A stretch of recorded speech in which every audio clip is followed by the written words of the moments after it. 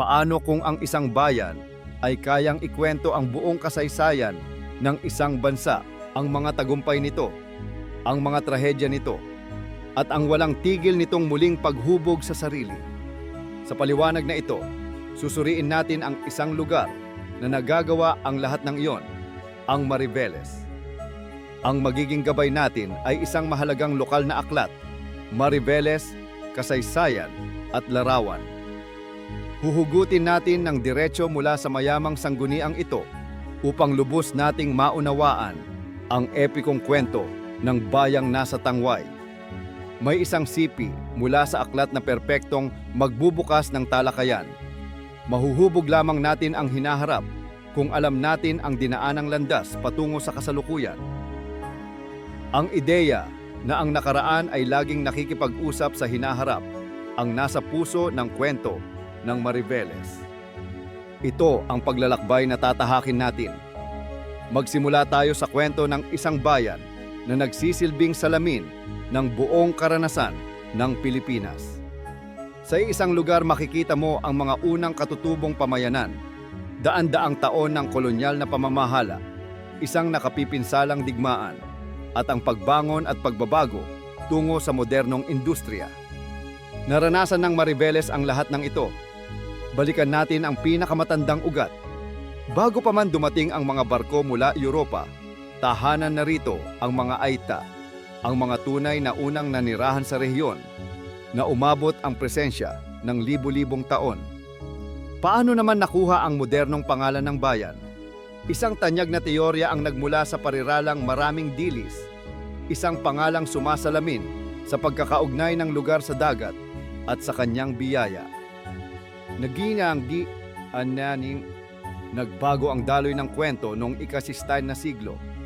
Noong 1583, itinatag ng mga Espanyol ang Corregimiento de Mariveles na nagpatingkad sa papel ng bayan bilang mahalagang sentrong administratibo at militar dahil sa estratehikong daungan nito sa pasukan ng Luk ng Maynila.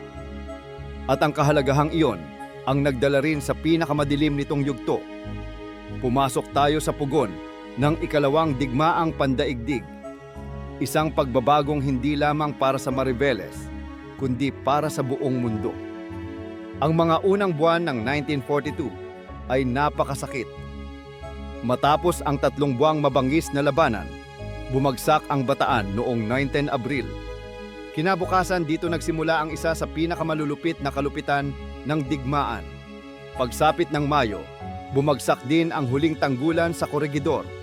Sa kabila ng matinding paglaban, napilitan ang mga Pilipino at Amerikano na sumuko. Ang pinakamalaking pagsuko sa kasaysayan militar ng Estados Unidos. Dahil dito, nakaukit ang pangalan ng Mariveles sa kasaysayan ng mundo. Dito, sa pilitang pinasimulan ng libu-libong bihag ang malupit at nakahihindik na death march ng Bataan. Isang krimen ng digmaan na halos hindi masukat ang kalupitan. Ngunit hindi rito nagtatapos ang kwento. Mula sa abo ng digmaan, sumibol ang isang kamangha-manghang pagbabagong anyo, ang pag-angat ng isang sentrong pang-industriya. Nagsimula ito noong 1972 nang itatag ang Bataan Export Processing Zone, BEPZ, ang kauna-unahang economic free zone sa Pilipinas.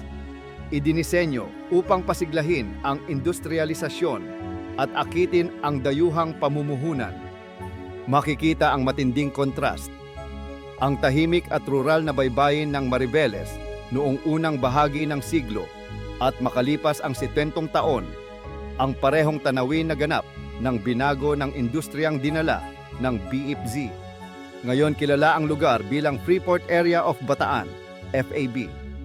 Ang dating eksperimento ay naging tagumpay at ginawa nitong mahalagang sentro ang Mariveles ng pandaigdigang pagmamanupaktura at kalakalan.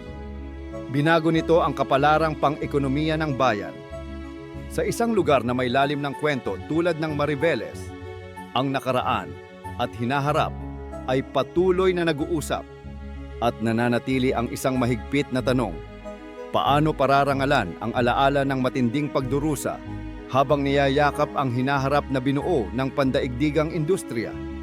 Ito ang sentral na hamon at ang patuloy na kwento ng Mariveles.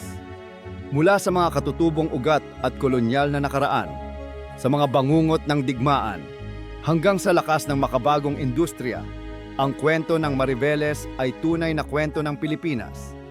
Kwento ng katatagan, trahedya, at ng walang katapusang muling pagbangon.